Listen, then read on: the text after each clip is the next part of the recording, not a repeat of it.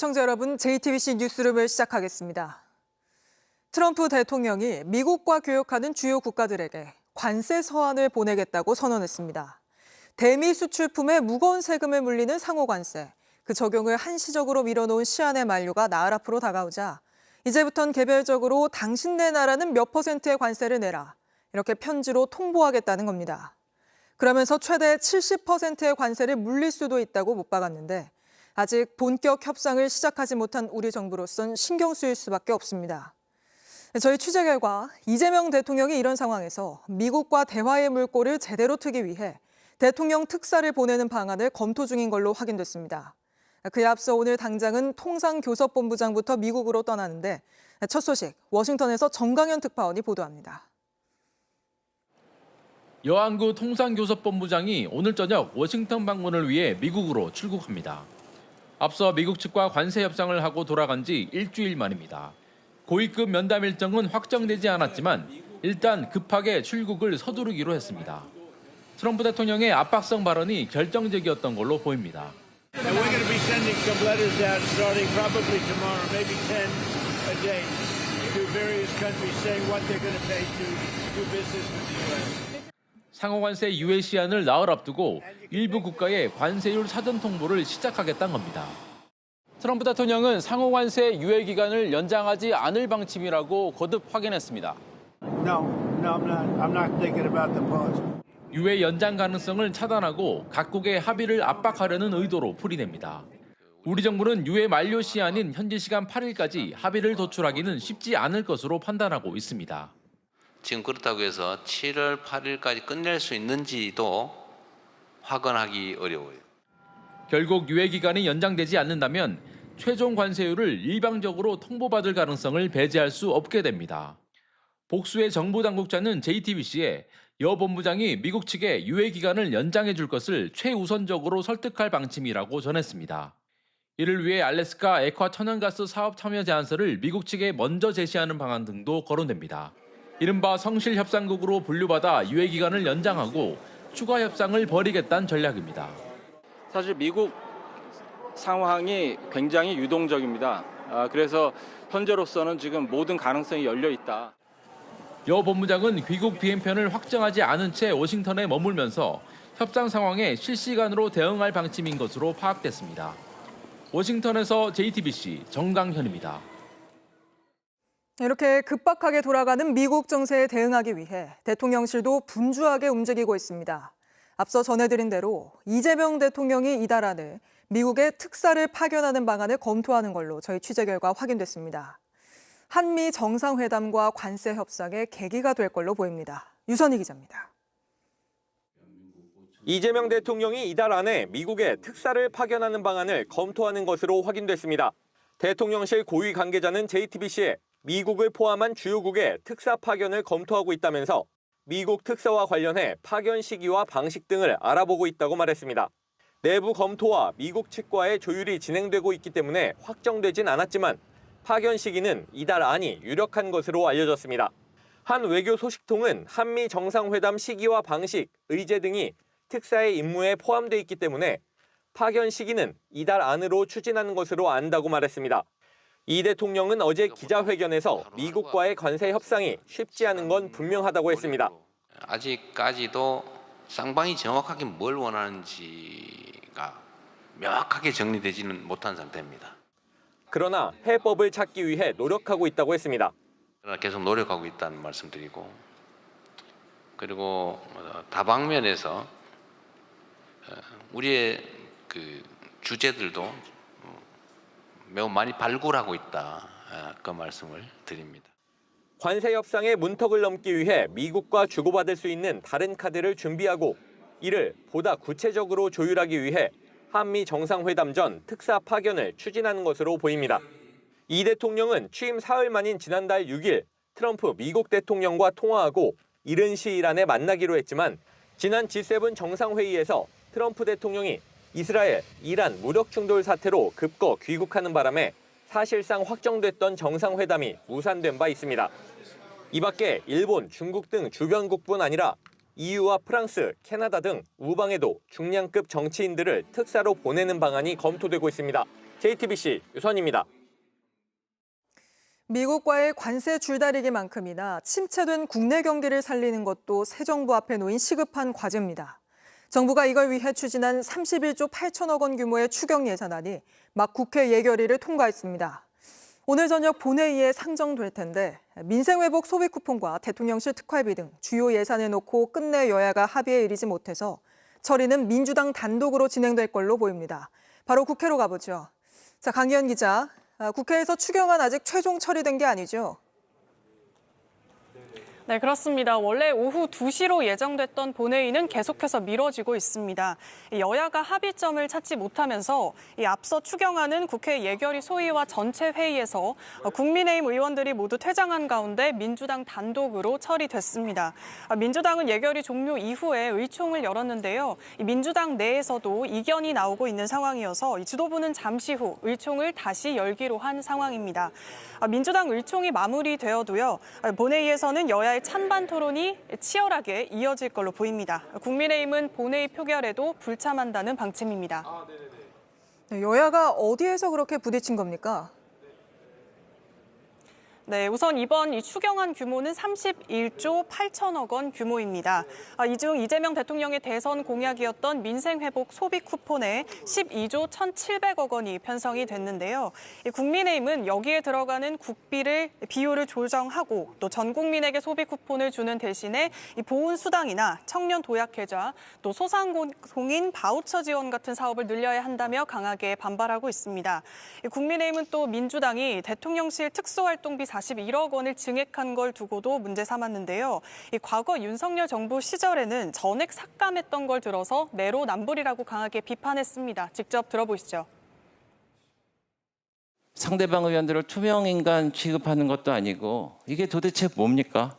특수활동비를 하면은 저는 사과가 선행돼야 된다고 봅니다만.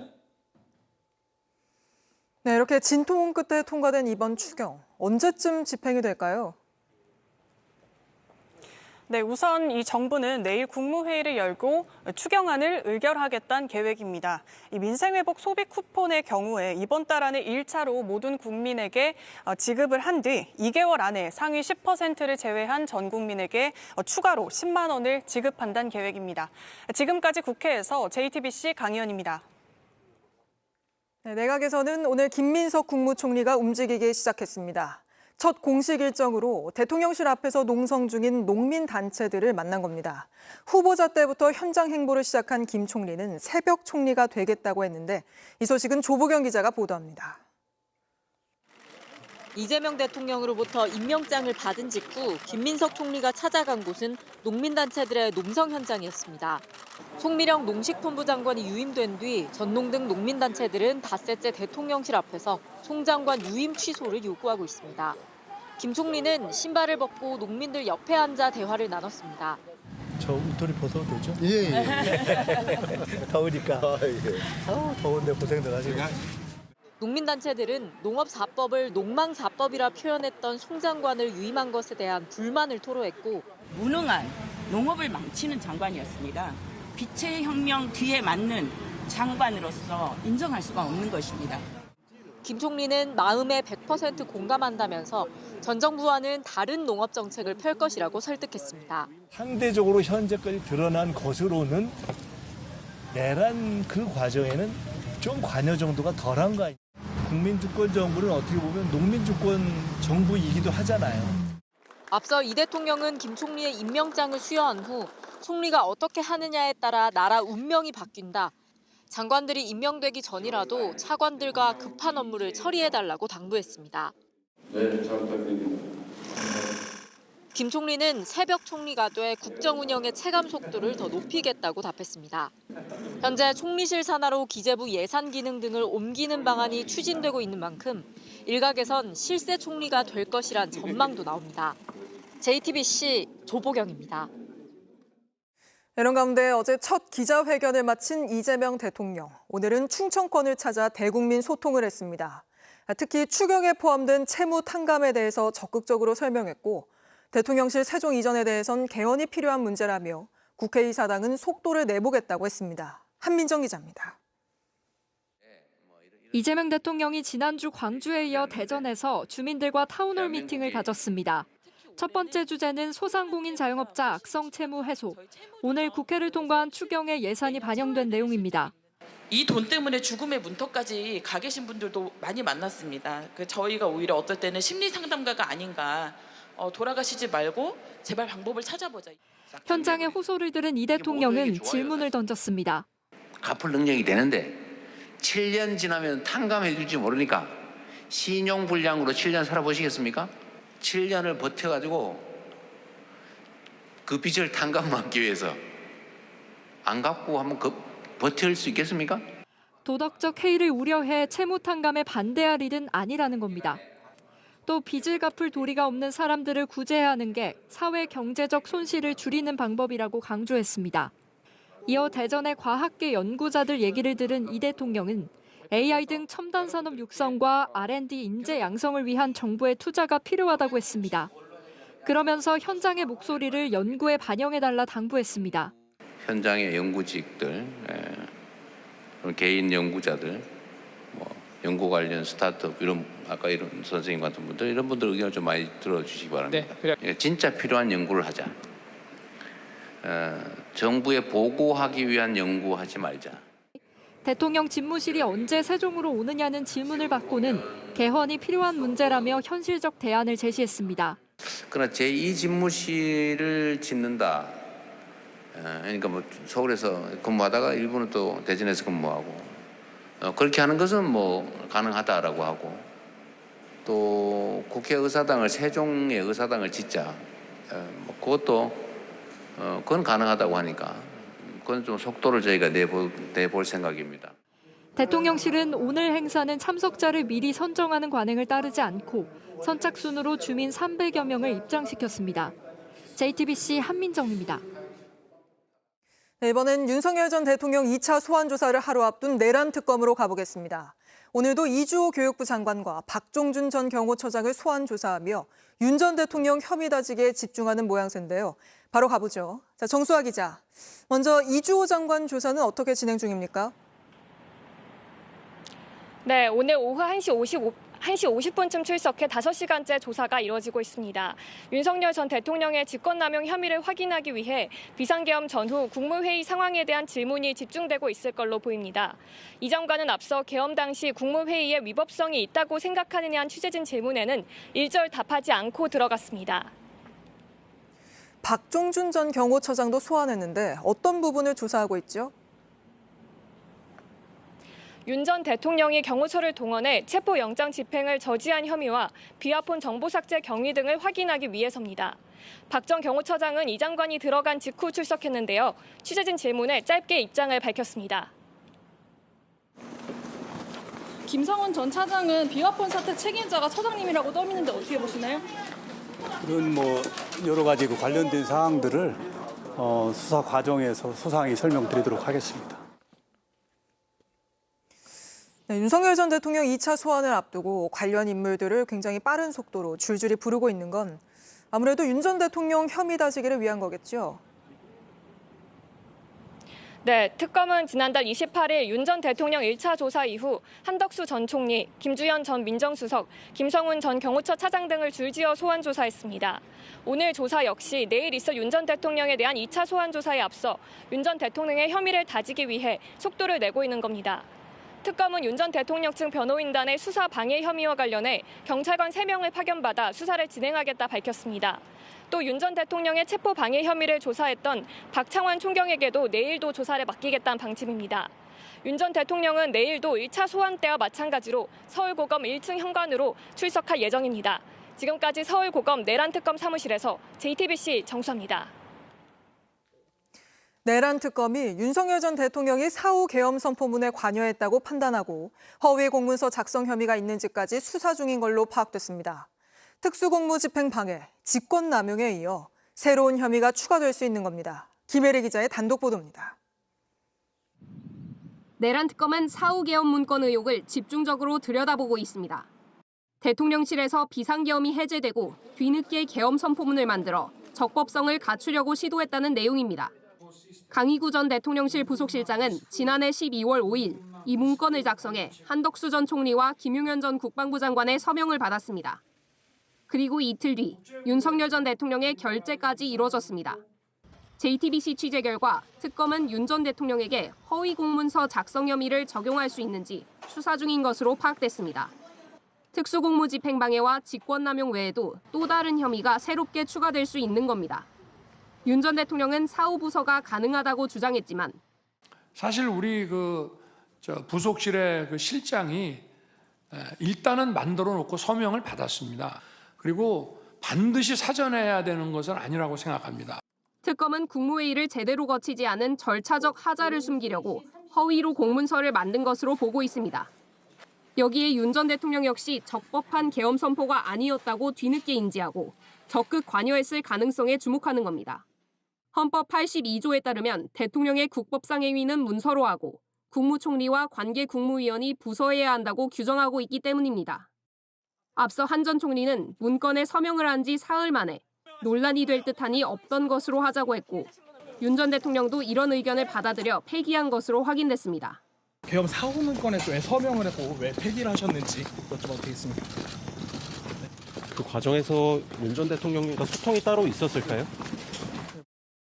특검은 내일 윤 전 대통령을 상대로 허위 공문서 작성에 대해서도 집중 추궁할 것으로 보입니다. JTBC 김혜리입니다. 저희 JTBC는 계엄 선포 전 국무회의에 참석했던 국무위원들의 검찰 진술 내용도 확인했습니다. 장관들은 회의장에 도착했을 때 대통령이 이미 계엄을 선포하고 있었다. 북한에서 쳐들어왔다고 생각했다. 무척 놀랐다. 이렇게 진술했습니다. 박병현 기자가 취재했습니다. 윤석열 전 대통령이 비상계엄을 선포한 시간은 지난해 12월 3일 밤 10시 23분입니다. 윤 전 대통령 측은 비상계엄 선포를 논의하기 위해 국무회의를 열었다고 주장해왔습니다. 하지만 실제 회의 시간은 5분에 불과했습니다. 이 때문에 국무위원들 중 일부는 회의에서 무슨 대화가 오갔는지도 몰랐습니다. 조규용 보건복지부 장관은 검찰 조사에서 제가 들어오고 대통령이 2, 3분 후에 나갔다며 비상계엄인지 몰랐다고 진술했습니다. 심지어 박상우 국토교통부 장관이 회의장에 도착했을 땐 윤 전 대통령이 이미 계엄을 선포하고 있었습니다. 박 장관은 국무회의 참석자 명단에 포함조차 안 됐습니다. 박 장관은 어안이 벙벙했다며 속으로 북한에서 쳐들어왔나 생각했다고 말했습니다. 그나마 제 시간에 도착한 국무위원 대부분은 윤 전 대통령의 일방 주장만 들어야 했습니다. 오영주 중소벤처기업부 장관은 검찰 조사에서 회의장에 도착했을 땐 대통령이 혼자서 계속 말하는 중이었다며 당시 계엄이란 단어를 듣고 무척 놀랐다고 진술했습니다. 송미령 농림축산식품부 장관은 계엄 이야기를 듣고도 반대 의견을 내지 못했다고 했습니다. 송 장관은 최상목 장관은 친분관계가 있으니 집무실 문을 열고 이야기할 수 있는 정도라며 저는 대통령과 그 정도의 친분관계가 없고 그럴 용기도 없었다고 털어놨습니다. 특검은 이 같은 진술 등을 토대로 윤 전 대통령이 국무위원들의 심의권을 박탈한 것으로 보고 직권남용 혐의를 적용해 수사 중입니다. JTBC 박병현입니다. 윤석열 전 대통령을 둘러싼 특검 수사가 점점 속도를 내고 있습니다. 저희 취재 결과 내란 특검은 내일 윤 전 대통령 조사를 토대로 구속영장을 청구하는 방안을 유력하게 검토하고 있습니다. 법조팀 여도현 기자와 자세한 이야기 나눠보죠. 자, 여 기자, 구속영장을 청구한다면 어떤 혐의들이 담길지도 궁금한데 특검 수사가 진행될수록 윤석열 전 대통령의 혐의가 늘어나고 있잖아요. 네, 지난달 특검이 체포영장을 청구할 때만 해도 체포 저지와 비화폰 삭제 지시 혐의와 관련해서 특수공무집행방해 그리고 직권남용 정도가 핵심 혐의였습니다. 네. 그런데 수사가 계속해서 진행되면서 혐의가 더 늘어나고 있는데 앞선 저희 보도에서 보셨듯 사후 계엄 선포문 작성 관련해선 허위 공문서 작성 혐의에 대해서 지금 수사 중입니다. 국무회의에서 국무위원들에게 발언권을 주지 않거나 아예 참석 권한을 침해한 건 직권남용 혐의로 수사 중입니다. 여기에 북한 무인기 관련해선 외환 혐의로도 확인을 하고 있습니다. 네, 혐의가 굉장히 많은데 내란 특검이 예상보다도 빨리 그리고 새로운 혐의들까지 수사하고 있잖아요. 그렇습니다. JTBC 취재 결과 내란 특검은 윤석열 전 대통령에 대해 내일 조사 뒤에 구속영장을 청구하는 방안을 유력하게 검토하고 있습니다. 네. 체포영장은 불출석하는 윤 전 대통령이 조사를 받게 하는 수단입니다. 하지만 구속영장은 신병을 확보한 뒤에 재판에 넘기는 절차입니다. 구속영장 청구를 위해선 앞선 체포영장에 적시된 혐의만으로는 부족할 수 있습니다.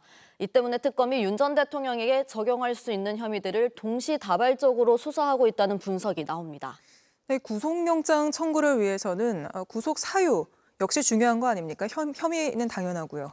그렇습니다. 이 사안이 중대하고 증거인멸 우려 등이 있어야 합니다. 사안의 중대성은 앞선 보도에서 보신 것처럼 윤 전 대통령의 새로운 혐의들이 나오고 있습니다.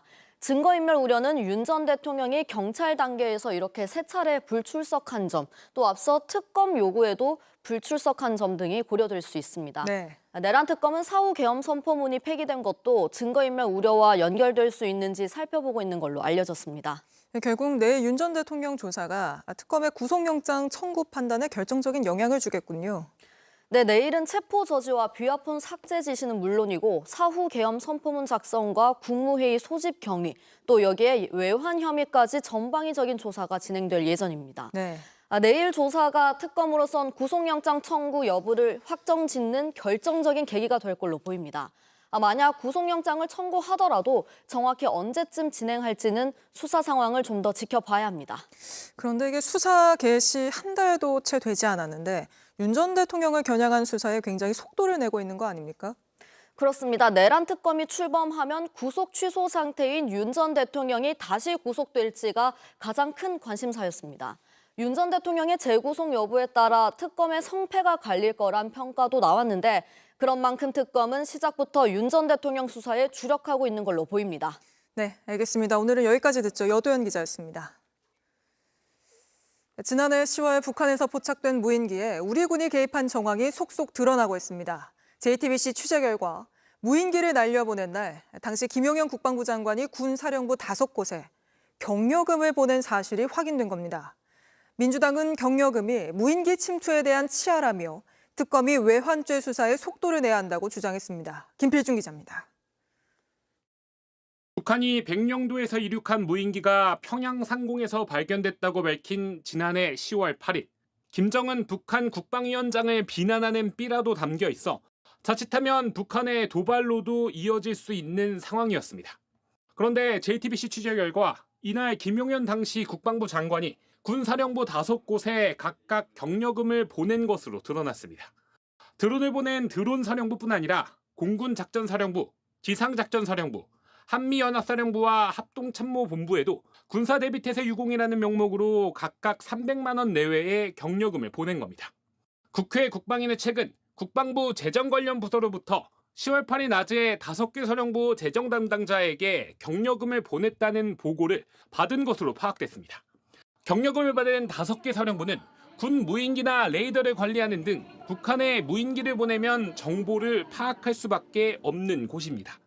민주당은 경력금이 평양에 무인기를 보낸 것에 대한 치하라고 의심하고 있습니다.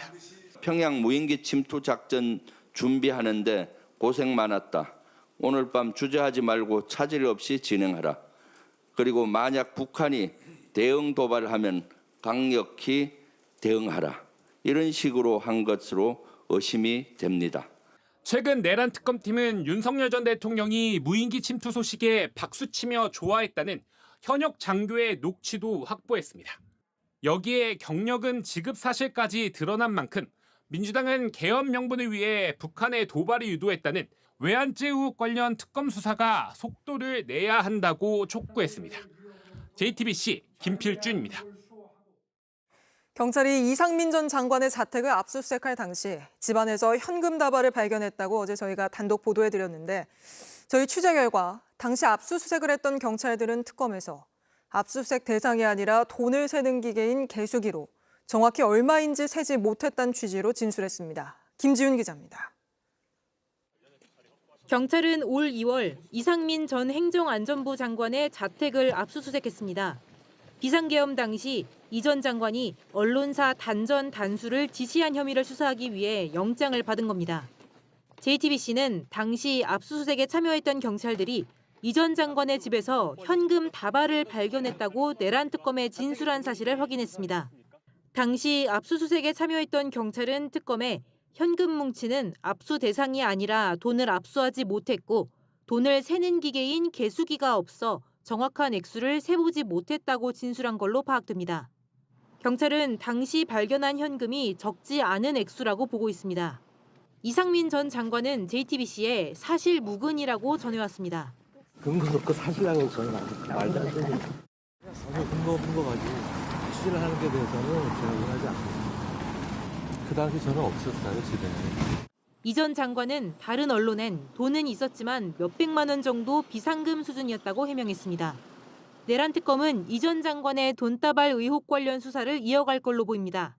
특검법에서는 수사 과정에서 인지된 관련 사건도 특검 수사 대상에 포함된다고 규정하고 있습니다. 특검이 현금 다발과 관련한 복수의 경찰 진술을 확보한 만큼 국무회의 등 내란 동조 혐의로 이 전 장관을 소환했을 때 이 현금 다발의 출처와 성격도 물을 걸로 보입니다. JTBC 김지윤입니다. 김건희 특검이 어제 삼부토건을 전격 압수수색한 데 이어 오늘은 이은근 전 삼부토건 대표를 소환했습니다. 수사의 핵심은 원희룡 당시 국토부 장관이 직접 참석하며 흥행한 우크라이나 재건 포럼이 주가 조작을 위해 기획된 것인지 확인하는 건데, 저희가 이 포럼 관계자들을 취재해보니 원희룡 전 장관과 만난 뒤부터 포럼을 계획했고 포럼 일정도 원 전 장관의 해외 출장 일정에 맞춰서 기획했다고 말했습니다. 임지수 기자의 단독 보도입니다. 김건희 여사와 우크라이나 영부인이 만난 건 지난 2023년 5월 16일입니다. 이후 기재부 등 각 정부 부처는 앞다퉈 우크라이나 지원 계획을 밝혔고 윤석열 전 대통령도 공개 발언을 했습니다. 대한민국은 우크라이나의 평화 구축과 경제 재건을 위해 가능한 지원을 최대한. 윤 대통령의 이 발언이 나온 날 삼부토건은 우크라이나 재건 포럼에 참가했습니다. 이 포럼엔 원희룡 당시 국토부 장관이 직접 참석했고 그 소식을 듣고 여러 대기업들도 따라 나섰습니다. 원희룡이가 간다, 정부가 나선다, 그런 정보를 갖고 실무자들이 회비를 내고 뛰어들기 시작합니다. 포럼을 준비했던 이양구 전 우크라이나 대사는 원 전 장관과 만난 뒤부터 이 포럼을 계획했다고 말했습니다. 원 장관님하고 제가 정확히 본 거는 2023년 3월 5일이야. 현재 그 포럼 계획한 거는 이제 원 장관님을 만나고 나서. 그러면서 포럼 일정도 원 전 장관의 해외 출장 일정에 맞춰 기획했다고 말했습니다. 독일에서 이제 국토부 장관 회의인가 뭐 그게 있어. 원 장관님 오시면 좋고 안 오시더라도 우리가 그 계기에 그런 걸 한번 해놓는 게. 국토부 장관이 참석하면서 한국수자원공사, 공항공사 등 국토부 산하기관 관계자들도 줄줄이 동행했습니다. 국토부 산하에 이제 그 공공기관들 있고 해서 그림은 참 좋았던 것 같아요. 그러면서 우크라이나 재건 포럼은 대기업 현지 법인들도 참석한 대형 행사가 됐습니다. 저희도 재건 담당이 있잖아요. 그쪽으로 아마 이제 국토부 쪽에서 이제 참석을 종료를 했던 걸로는 알고 있는데 저희만 빠지면 조금 모양새가 좀 안 좋다 보니. 이 포럼에서 삼부토건은 현지 지자체와 여러 MOU를 맺었고 주가는 지속적으로 상승했습니다. 우크라이나는 싸우면서 건설하고 건설하면서 싸운다. 우크라이나가 요청해서 재건 사업은 현재 진행형이고요. 그리고 7월 15일 윤 전 대통령이 우크라이나를 깜짝 방문하고 이틀 뒤 삼부토건 주가는 최고가를 찍었습니다. 국토부는 포럼 참가를 독려한 일은 없다고 했고 원 전 장관은 입장을 묻는 연락에 답변하지 않았습니다. JTBC 임지수입니다.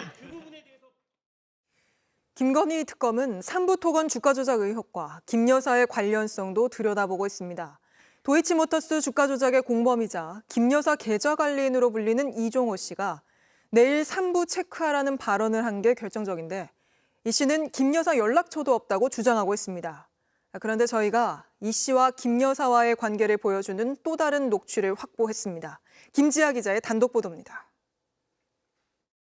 김건희 여사 계좌 관리인으로 알려진 이종호 씨는 도이치 주가 조작 사건 공범입니다. 이 씨는 임성근 전 사단장 구명로비 의혹과 관련된 멋쟁 해병 카톡방에서 내일 3부 체크하라는 말을 처음 했습니다. 삼부토건 주가 조작 의혹과 김건희 여사를 잇는 접점이 생긴 겁니다. 이 씨는 김 여사 연락처도 없다며 관계 자체를 부인하고 있습니다. 하지만 저희는 멋쟁 해병 카톡방에 또 다른 멤버의 통화를 입수했습니다. 그 이종호 선배 있잖아. 그 호정이 형님이 뭐를 이렇게 부탁을 한 것 같아. 그냥 아는 형님 저 진급시키려고. 이 아는 형님은 임성근 당시 해병대 1사단장입니다. 한 분은 1사단 사령관님 있잖아. 사단장님. 그걸 이제 3개 이제 그거 해주려고 하는 거고, 한 명은 이제 경찰청에 있는 분을 이제 별을 2개 다 해주려고 하는 거야. 평소 이 씨가 김 여사와의 관계를 자주 얘기했고 인사에도 관여한 걸로 자랑해왔다고 말합니다.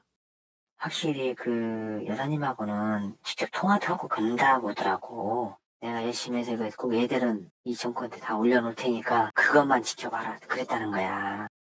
5개월 뒤 이런 통화는 또 이어집니다. 도이치모터스 주가 조작 공범들과 김 여사 사이 친분도 강조합니다. 무리들이 5-6명인데 여사님하고 또 친하잖아. 그렇겠죠. 그 무리 중에 한 명이 있어. 이렇게 소통하는 사람이. 이전에도 인사청탁이 여러 차례 있었다는 정황도 보입니다. 이종호 선배가 항상 이야기하는 게 뭐냐면 내가 말을 통한 사람이 있다. 그 사람한테 이야기하면은 무조건 해준다 이거야. 김 여사와 연결고리인 이 씨. 특검은 아직 이 씨에 대한 직접 조사는 시작하지 않고 있습니다. JTBC 김지아입니다. 김건희 특검은 통일교 측이 김건희 여사 선물이라며 건진법사에게 건넨 다이아 목걸이와 샤넬백 등도 수사할 예정입니다. 그런데 이 샤넬백 등을 전달받은 김 여사의 수행비서 유경옥 씨가 범죄 수익 은닉 혐의로 입건된 걸로 확인됐습니다. 또 유 씨가 검찰 압수수색 도중 자신의 휴대전화를 초기화한 사실도 드러났는데 계속해서 양빈현 기자가 보도합니다. 건진법사는 통일교 고위 인사가 건넨 김 여사 선물을 김 여사 수행비서 유경옥 씨에게 전달했습니다. 유 씨는 건진법사에게 받은 샤넬백 2개를 다른 제품으로 교환해 갔습니다. 검찰은 김 여사가 유 씨를 통해 샤넬백을 받았다고 의심하고 윤 전 대통령 자택과 이삿짐 업체 등을 잇따라 압수수색했습니다. 지난 4월엔 당사자인 유 씨의 자택도 압수수색했습니다. 압수수색 대상엔 유 씨의 휴대전화도 포함됐는데 유 씨가 압수 직전 본인의 휴대전화를 초기화한 사실이 확인됐습니다. 유 씨는 코바나 컨텐츠 시절부터 김 여사를 보좌해온 핵심 측근입니다. 김 여사가 윤 전 대통령 취임 직후 봉하마을에 갔을 때 2023년 베트남 하노이를 방문했을 때도 김 여사를 수행했습니다. 명태균 씨는 이런 유 씨를 김 여사의 식구라고 표현했습니다.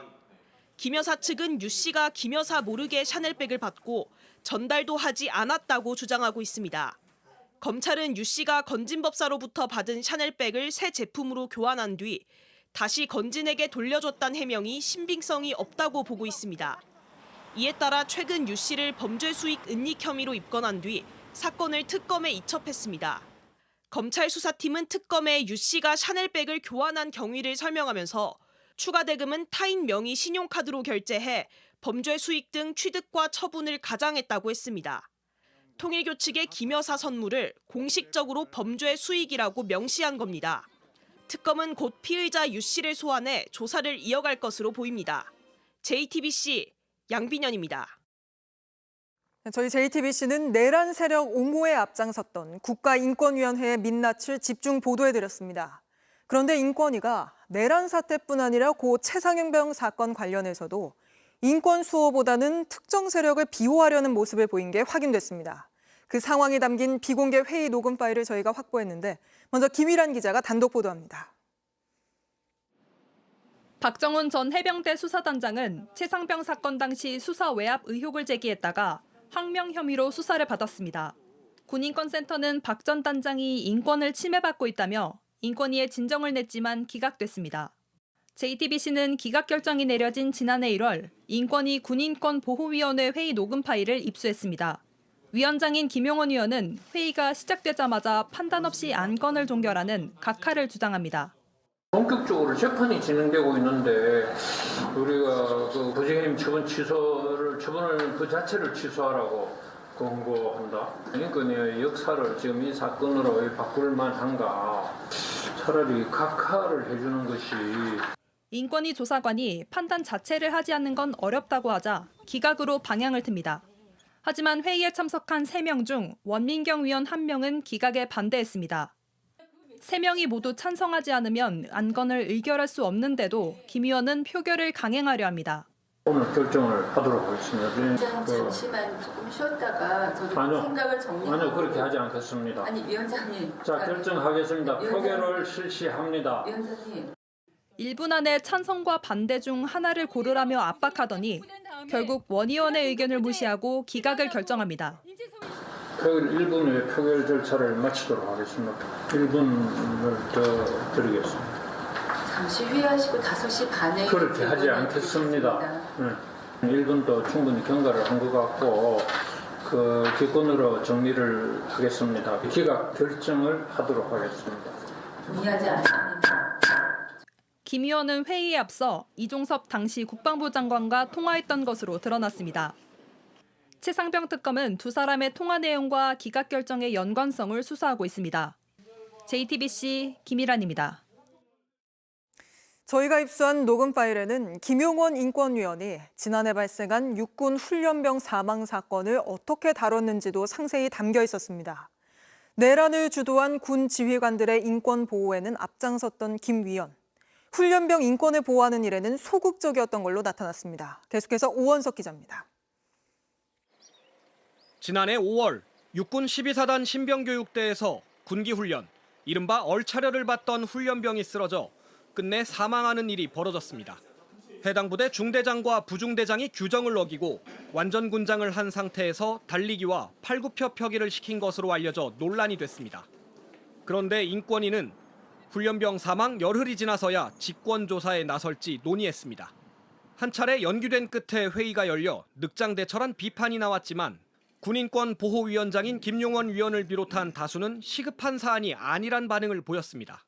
지금 당장 직권조사 개시 의결을 할 필요가 있는지가 좀 의문입니다. 무죄 추정 원칙을 침해할 우려가 있지 않나. 일부가 신속한 조사를 촉구하며 반발했지만 돌아온 답변은 달라지지 않았습니다. 지금 현재 보호 체계가 본인의 생명권 안전권을 보장을 못한다는 것이 확실하게 드러났냐 이거예요 지금. 그건 아니잖아요. 결국 직권조사 안건은 부결됐고 3주 뒤 다시 논의하기로 결정됐습니다. 그 사이 가해자인 중대장과 부중대장은 구속됐습니다. 지정에도 없는 얼차를 왜 주신 겁니까? 구속 나흘 뒤 다시 열린 인권위 회의에서도 김 의원은 여전히 소극적인 태도를 보였습니다. 중대장과 부중대장이 다 구속돼 버렸잖아요. 우리가 할 게 뭐가 있나요? 가해자들이 구속되기 전에는 권리를 침해할 수 있다며 조사를 미루더니 가해자들이 구속된 뒤에는 구속됐기 때문에 조사가 어렵다는 입장을 낸 겁니다.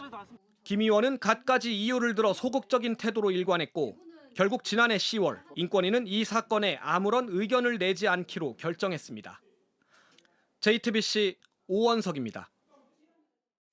가출 청소년 여러 명이 무리지어 범죄를 저지르는 이른바 10대 가출팸이 사회적 문제가 되고 있습니다. 이번엔 조건 만남을 미끼로 어른들을 유인해 폭행하고 돈을 빼앗은 가출팸이 붙잡혔습니다. 이들은 경찰에 쫓기자 범죄로 1억을 모으고 감옥 다녀오자고 결의를 다진 걸로도 조사됐습니다. 심가은 기자입니다. 야심한 시각, 숙박업소 주차장으로 들어온 차에서 남성 1명과 여성 청소년 2명이 내립니다. 조건 만남을 하러 온 이들, 곧바로 객실로 올라갑니다. 얼마 안 돼 다시 내려온 여성이 주차장 문을 열더니 밖을 보며 누군가를 기다립니다.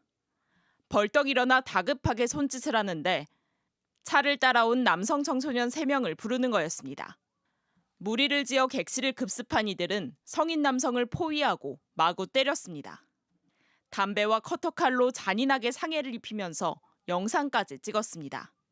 영상을 퍼뜨리겠다고 협박한 후 그 자리에서 대출을 받게 수백만 원을 뜯어내곤 유유히 도망쳤습니다.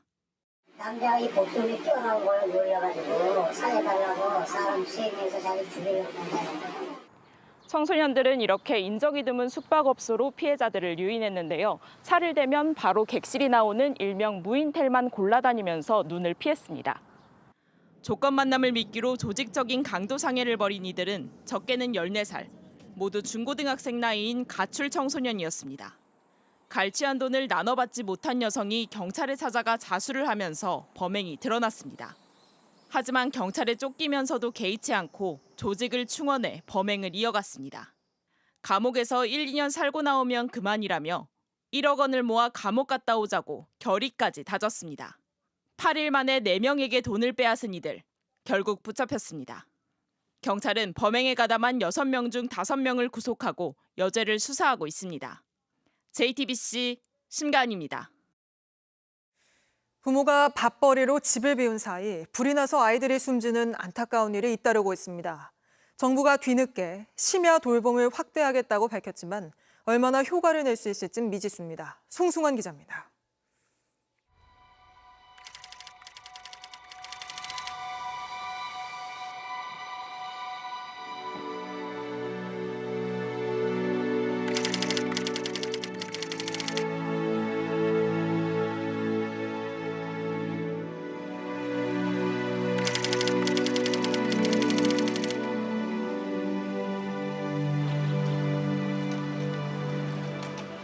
정부가 전국적으로 아이돌봄 서비스를 하고 있지만 공백은 여전히 큽니다.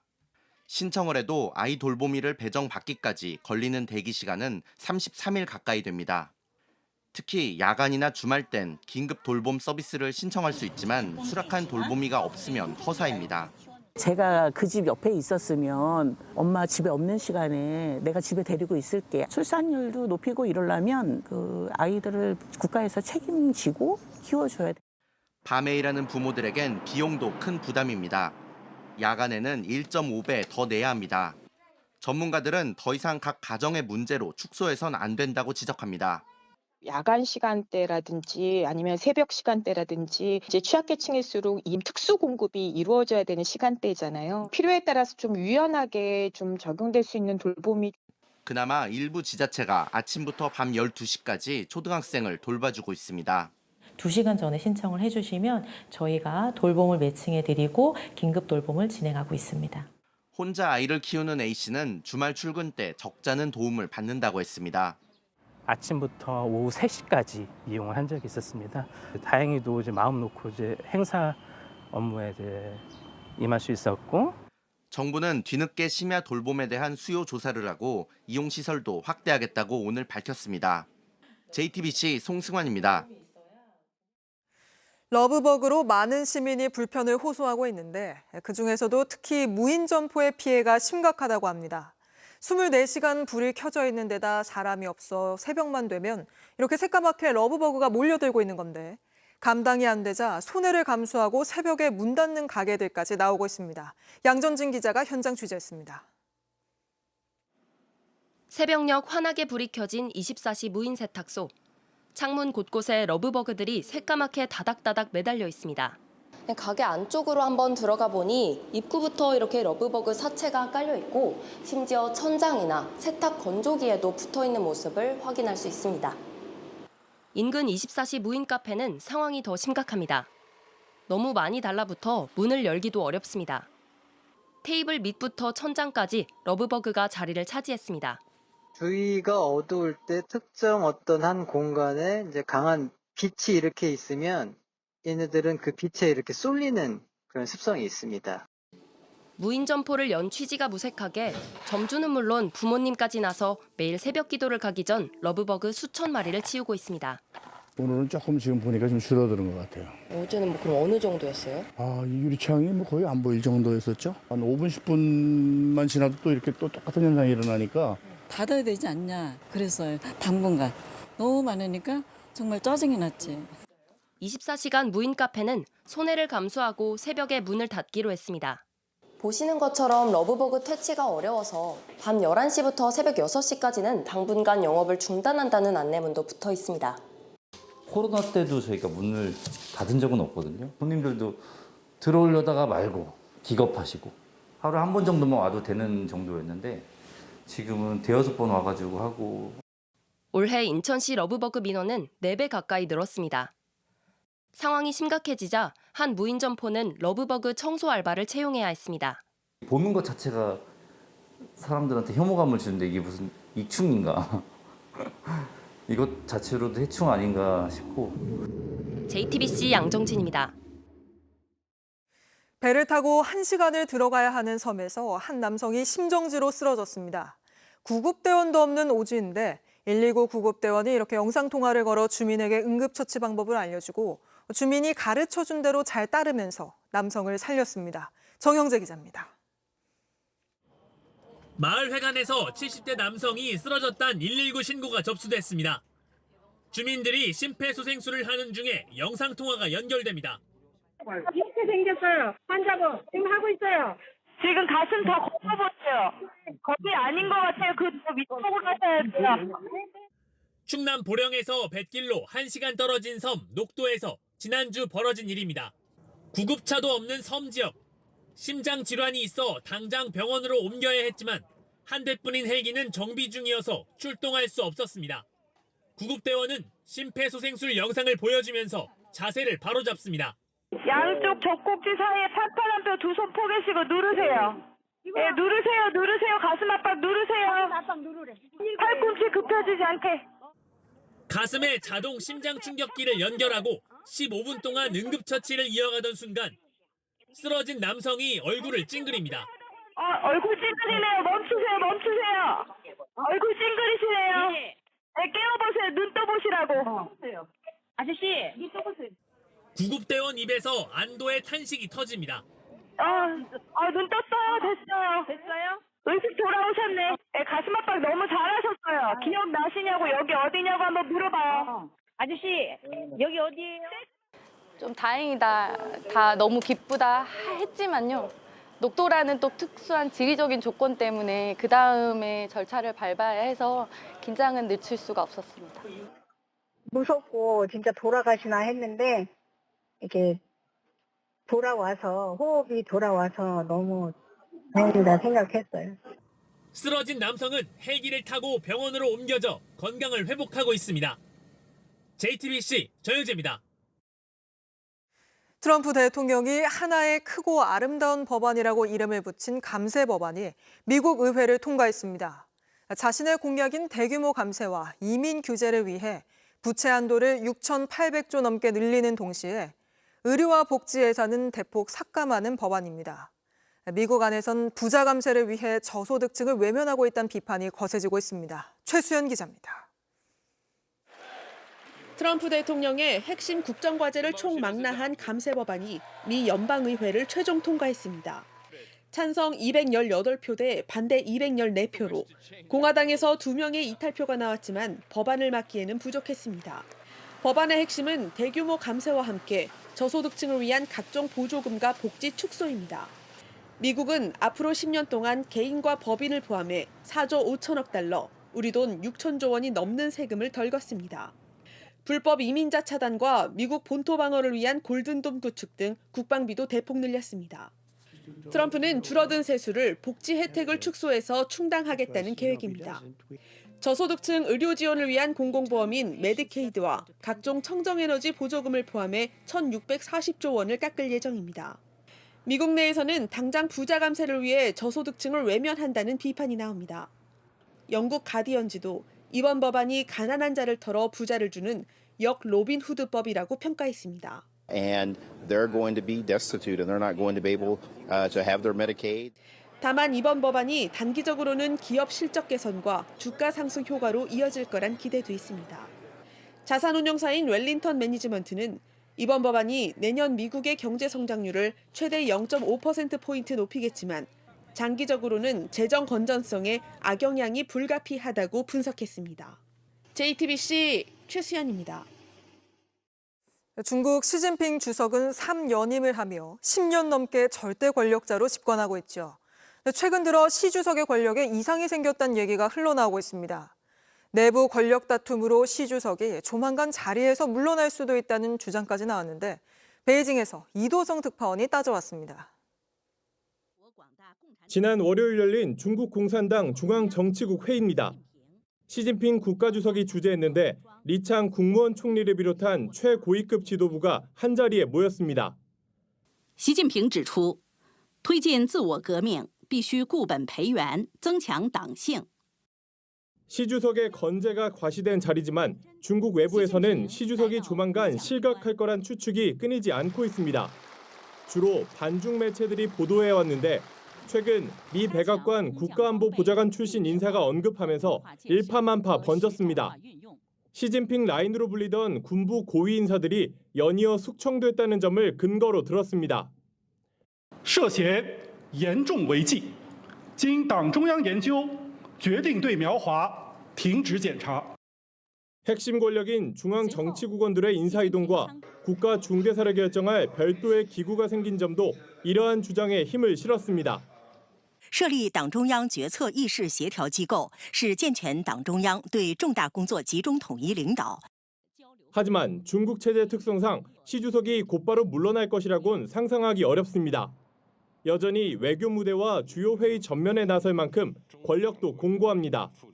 다만 당 기관지가 리커창 전 총리의 업적을 재조명하는 등 시 주석에게만 충성을 강조하던 이전과는 확연히 다른 분위기가 감지되는 건 사실입니다. 이에 다음 달로 예정된 4중 전회에 눈이 쏠리고 있습니다. 권력 구조를 다시 그리는 핵심 회의입니다. 일각에선 시 주석이 건강 문제 등을 내세워 2027년 사연임 없이 서서히 권력을 내려놓을 것이란 분석도 나오고 있습니다. 중국 베이징에서 JTBC 이도성입니다. 6.27 정부 대출 규제 이후 서울 곳곳에선 계약을 취소하는 사례가 잇따르고 있습니다. 빚내서 집을 사려다 포기하는 경우나 집값이 떨어질 걸 예상하고 아예 매수 계획을 접는 경우도 있는데 일단 초강력 대출 규제가 불장이던 서울 부동산 시장에 어느 정도 약효를 내고 있다는 평가가 나옵니다. 정아람 기자입니다. 서울 영등포구의 한 아파트입니다. 이곳에선 정부가 대출 규제를 발표한 지난달 27일부터 어제까지 총 4건의 계약 취소가 나왔습니다. 잠실의 한 아파트에서도 대출 규제가 발표된 당일 계약이 취소됐습니다. 막차 타신 분들이 있어, 막차. 제가 가장 비싸게 주고 샀는데 갑자기 이 대책이 나오니까 떨어질 건 아니겠어? 그래가지고 이제 그런 거를 포기한. 이런 식으로 대출 규제가 발표된 이후 서울 아파트 계약이 취소된 건 255건에 달합니다. 지난해 같은 기간과 비교하면 4배 넘게 늘어난 수치입니다. 특히 대출 규제 발표 당일에만 85건의 계약 취소가 쏟아졌습니다.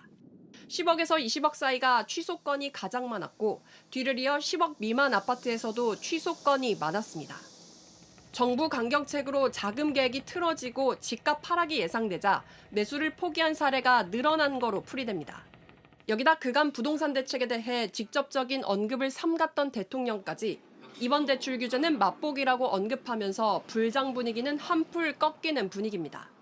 다만 잠재 수요는 여전합니다. 자금이 일시적으로 막히거나 아니면 내가 이걸 감당할 수 없다는 사람들만 던진 거잖아요. 또 나머지들은 그래 그러면 내가 한두 달 보면서 기회를 봐야지라고 하는 사람들이 좀 많아요. 정부가 부동산 추가 대책을 준비 중인 가운데 당분간 눈치 싸움은 지속할 거로 보입니다. JTBC 정아람입니다. SK텔레콤이 해킹 사태에 대한 책임을 지고 해지 고객에 대한 위약금을 전액 면제해주기로 했습니다. 민관합동조사관의 최종 조사 결과 추가 과실이 더 드러난 데다 대통령까지 나서서 이용자가 손해봐선 안 된다고 하자 결국 백기를 든 걸로 보입니다. 박준우 기자입니다. SK텔레콤이 해킹 사고가 터진 지난 4월 18일부터 다음 달 14일까지 약정을 해지했거나 할 예정인 고객에 대해 위약금을 전액 면제하기로 했습니다. 위약금 조회와 환급 신청은 키월드 홈페이지 공식 인증 대리점 고객센터에서 하실 수 있으며 또 다음 달 통신요금은 50% 할인하고 정보보호 혁신을 위해 5년간 7천억 원을 투입하겠다고 밝혔습니다. 그간 위약금 면제 요구에 난색을 표했던 SK텔레콤이 입장을 바꾼 건 이번 사태에 대한 오늘 정부 발표가 영향을 미친 걸로 보입니다. 민관합동조사단 최종 조사 결과 SK텔레콤에 대한 해킹 공격은 2차 조사 발표 때보다 10개월 앞선 2021년부터 이어져 왔습니다. 최초 공격당한 서버엔 다른 서버에 접근할 수 있는 아이디, 비밀번호 등이 저장돼 있었는데 모두 암호화하지 않아 추가 공격의 빌미가 됐습니다. 공격자가 이처럼 암호화되지 않은 계정 정보를 활용하여 음성통화 인증 관리 서버 및 음성통화 인증 서버 HSS를 감염시킨 것을 확인하였습니다. 더군다나 SK텔레콤은 지난 2022년 2월 악성 코드에 감염된 서버를 발견해 조치하고도 당국에 신고는 하지 않아 사태를 더 키웠습니다.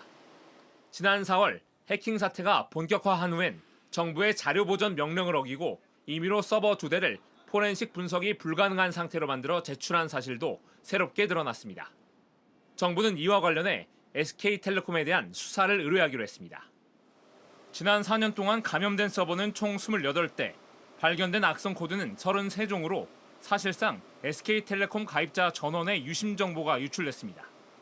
정부는 이번 해킹 사태가 총체적인 보안 시스템 부실 관리에 있다고 보고 위약금 면제가 가능하다고 판단했습니다. 이번 침해 사고는 SK텔레콤 이용 약관상 회사의 귀책 사유에 해당한다고 판단하였습니다. 다만 정부는 추가 피해 가능성은 낮다고 설명했습니다. 또 민감한 개인정보가 담긴 통신기록 CDR은 지난해 12월부터 올해 4월에 한해 유출 정황이 없는 것으로 확인됐습니다.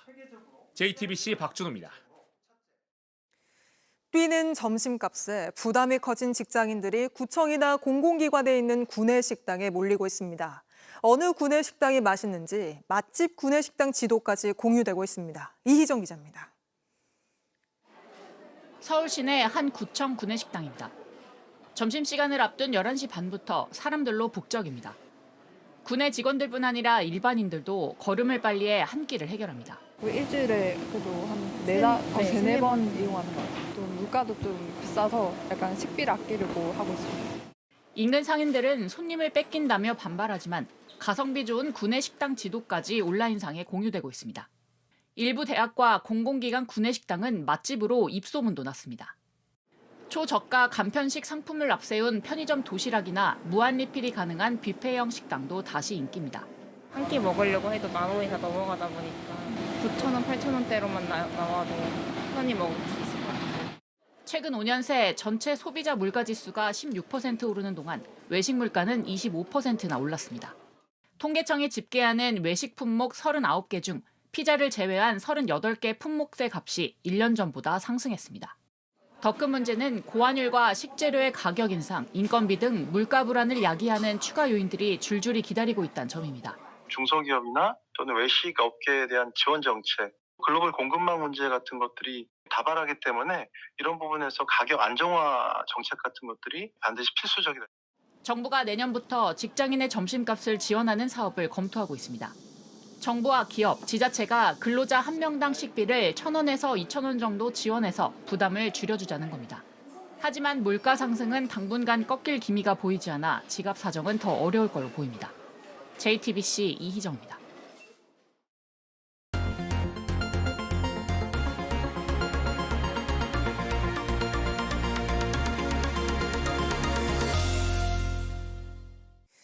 전국의 재개발 사업 예정지 중에 이런저런 이유로 사업이 중단돼 수년째 폐허로 방치되는 경우가 적지 않습니다. 빈집 터리범부터 불법 투기 쓰레기까지 판치는 우범지대가 되어 주민들을 불안하게 하고 있다는데 그 현장을 밀착카메라 정희윤 기자가 돌아봤습니다. 광주 도심에 위치한 재개발 사업지입니다. 건물은 내부로 들어갈 수 없도록 이렇게 천으로 다 막아놓은 상태인데 사람이 살지 않은 상태가 수년째 지속이 되다 보니까 거리 곳곳이 이렇게 매일같이 불법 투기한 쓰레기들로 몸살을 앓고 있습니다. 약 20년 전 재개발 추진위원회가 구성됐지만 아직 첫 삽도 뜨지 못했습니다. 주민들이 하나둘 빠져나가고 이제 몇 안 되는 남은 주민도 주변을 오가는 이웃 주민도 범죄 발생을 걱정하는 상황입니다. 무서운 사람들도 많고 어제도 나사 하나 들고 화분 같은 거 깨고 다니는 사람도 있었어요. 절도가 많죠. 그리고 철문도 가져가고요. 뭐 화분, 대문, 그리고 수도꼭지 뭐 이런 것들 다. 조합 측에서 순찰을 돌고는 있지만 이들만으로는 부족합니다. 특히 외부인이 몰래 버리고 가는 쓰레기 문제는 심각했습니다. 저희 집만 치우면 뭐예요? 바깥에 냄새 나고 쥐가 돌아다니고. 벌레가 들끓고 악취 때문에 취재가 힘들 정도입니다. 음식 먹다 버린 쓰레기들. 지금 여기 악취가 굉장히 심하거든요. 파리도 굉장히 많이 날리고. 밤이 되자 지나다니는 사람은 아예 없습니다. 유일하게 영업 중인 한 모텔. 놀이방도 있고 편의점도 있고 해야 손님들이 이렇게 오고 그러지. 나 혼자 딸랑이갖고 구신당했는지 무사갖고 누가 오겠어요. 광주 북구청은 현장 관리 주체는 조합이고 구청은 민원이 들어오면 조치를 취하고 있다고 밝혔습니다. 또 다른 재개발 사업지인 부산의 간만지구입니다. 인적은 거의 찾아볼 수 없고 건물 외벽 곳곳에는 이렇게 빨간 색깔 글씨로 경고성 문구들이 적혀 있습니다. 아직 일부 주민이 살고 있어서 철거도 하지 못한 채 이렇게 방치가 되고 있는 겁니다. 이곳도 수십 년째 첫 삽도 뜨지 못한 곳. 이제는 160세대 정도만 남았습니다. 깨진 유리창, 활짝 열려있는 문, 정체를 알 수 없는 쓰레기까지 문제는 이 폐허 중심부까지 누구나 아무 제약 없이 들어올 수 있다는 점입니다. 앞에 문하고 부서진 데가 많아요. 거기 뭐 사람이 드나들었다는 결론 아닙니까? 그래서 겁이 나서 우리 아예 계획되면 안 나가요. 주변 초등학교와 중학교에 다니는 학생들도 이 난장판을 통과해 등하교하는 상황입니다. 그럼 언제가 제일 무서워요? 밤에요. 밤에 끝나고 집 갈 때. 네. 보통 몇 시예요, 그때가? 7시? 7시만 돼도 많이 무서워요? 네. 아, 불빛 아무도 안 들어가지고. 아무래도 동네 사람들도 많이 없고 그래서 혼자 왔다 갔다 하기가 좀 불편하고. 주민들이 입을 모아 무섭다고 말한 저녁 시간대. 취재진 다 같이 동네를 돌아봤습니다. 이렇게 카메라 불빛이 없으면 사실 지금 앞이 하나도 이렇게 보이지 않는 상태입니다. 문제는 문이 이렇게 다 열려 있어서 그냥 아무나 출입이 가능하다는 겁니다. 부산 남구청은 주민 안전을 위해 사람이 살지 않는 구역 통행로부터 곧 전면 폐쇄하겠다고 밝혔습니다. 해가 지고 난 이후에는 거의 집 밖으로 나오지 않는다. 이 동네 청소년부터 어르신까지 재개한 말입니다. 불빛도 거의 없는 이 밤거리는 언제 좋아진다는 기약도 없이 갈수록 더 스산해지고만 있습니다. 밀착 카메라 정희윤입니다.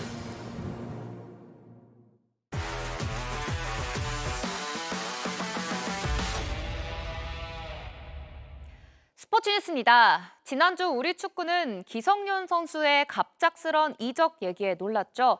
왜 FC 서울을 떠나느냐 그 이유를 놓고 다양한 해석이 쏟아졌는데요. 오늘 기성용이 이적의 막전 막후를 털어놨습니다. 홍지훈 기자입니다. 경기 종료 2분 전 20살 기성용이 오른발로 포항의 골망을 흔듭니다. 16년 전 포항을 난처하게 만들었던 이 선수가 오늘은 포항의 유니폼을 입었습니다. 포항하고 경기는 항상 어려웠던 것 같아요. 경기 내용이 항상 많이 밀렸던 것 같은데 되게 좀 재밌었던 것 같아요. 어느덧 36, FC 서울을 떠나 포항에 옮겨오자마자 기성용의 40번 유니폼 700장은 30분 만에 동이 났습니다. 포항 팬들의 기대 가득한 구매 행렬. 기성용은 이제서야 이적 과정에 대한 이야기를 들려줬습니다. 서울에서 더 뛸 수 없다는 얘기를 듣자마자 은퇴를 고민했는데 딸의 말 한마디에 정신이 번쩍 들었습니다. 아빠가 조금 더 뛰었으면 좋겠다. 이제 거기서 이제 조금 마음이 좀 많이 흔들렸던 것 같고. 더불어 국가대표를 은퇴할 때처럼 부상으로 선수 생활을 끝낼 수 없다는 자신의 목소리에도 귀 기울였습니다. 대신 기성용은 뛸 수 있을 때까지 오래 선수로서 뛰겠다는 말은 하지 않았습니다. 포항에서 자신의 축구를 되찾는 것, 그게 일단 중요하다는 듯 선수 생활에 배수진을 쳤습니다. 지금 당장은 저는 올해가 마지막이라고 지금 생각하고 있고요. 동아시안컵 일정으로 K리그가 휴식기에 들어간 가운데 기성용은 오는 19일 전북전 출전을 준비합니다. JTBC 홍종입니다. 가장 떨리는 순간 마운드에 서는 게 마무리 투수의 숙명이죠. 올해는 이 선수들 너무 잘 나갑니다. KT 박영현, 롯데 김원중, 기아 정혜영까지 세이브 1개 차로 구원 부문 상위권을 채우고 있습니다. 이혜원 기자입니다. 9회 초 원아웃, 김원중이 볼넷을 내주고 흔들리자 김태형 감독이 바로 나옵니다. 심각하게 뭔가 얘기를 주고받다가 김원중의 힘찬 대답에 감독이 뒤돌아 웃고 맙니다. 긴장의 순간에 감독을 웃게 한 마무리 투수. 김원중은 이후 위기에 몰렸지만 마운드를 밟고서 들썩들썩 리듬을 불어넣으며 승리를 지켜냈습니다. 1점대 평균 자책점을 유지하며 어느새 23세이브를 해냈습니다. 같은 날 기아 정혜영도 9회 어김없이 마운드에 섰습니다. 한 점 차 승부에서 선두 타자에게 안타를 내준 뒤 투수판에서 몇 번씩 발을 떼며 긴장했는데 결국 나머지 세 타자를 아웃 처리하며 끝냈습니다. 구원 부문 1위를 달리는 KT 박영현도 요즘 언제 나올지 알 수 없습니다. 하루 전엔 9회 초 투아웃 주자 1-3루 위기에서 나왔습니다. 11구 승부 끝에 김건희를 범타로 처리하며 경기에 마침표를 찍었습니다. 올해 프로야구 상위권 순위 싸움은 마무리 투수에게 그 답을 물어봐야 할지 모릅니다. 부상으로 유영찬이 늦게 복귀한 LG를 제외하고 상위 4개 팀의 마무리 투수가 모두 20세이브 고지를 넘어섰습니다. 가장 떨리는 순간 마운드에 서야 하는 마무리 투수들. 잘 나가는 성적 뒤론 말 못할 마음고생도 드러내곤 합니다. 연장 10회 초 동점 상황에서 4사구 4개로 밀어내기 실점을 내준 김서현은 더그아웃에서 한동안 자책했습니다. 이것도 큰 경험 될 수 있습니다. 물론 팀한테 굉장히 뼈아픈 어떤 투구였지만 잠깐 흔들렸지만 마무리 투수로 처음 나선 올해 어느새 20세이브. 올 시즌 한화의 1위 질주에 김서현을 빼놓고 얘기할 수 없습니다. JTBC 이혜원입니다.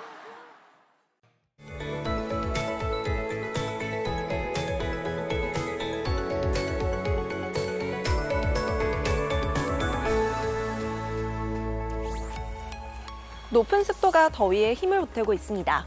체감온도가 33도 선을 오르면서 현재 전국 대부분 지역에는 폭염특보가 내려져 있고요. 그중 많은 지역이 폭염경보 수준을 보이고 있습니다. 주말 동안에도 낮에는 폭염, 밤에는 열대야가 계속되겠습니다. 특히 야외 활동이 많아지는 주말에는 온열 질환에 더욱 주의하셔야겠습니다. 오늘 중북부 지역은 정체전선의 영향으로 비가 내렸는데요. 경기 북동부와 강원 영서는 내일 아침까지 비가 좀 더 이어지겠습니다. 충청 이남 지역은 대체로 맑은 하늘이 드러나면서 볕도 강하게 내리쬐겠습니다. 최저 기온은 서울이 25도로 엿새 연속 열대야가 이어지겠고요. 낮 기온은 서울 31도, 강릉과 대구가 36도까지 오르겠습니다. 경기 북부와 강원 북부 지역은 월요일 오전까지 비가 오락가락하겠고 다음 주에는 서울의 낮 기온도 35도를 보이겠습니다. 날씨였습니다. 뉴스룸 저희가 준비한 소식은 여기까지입니다. 시청해주신 여러분 고맙습니다.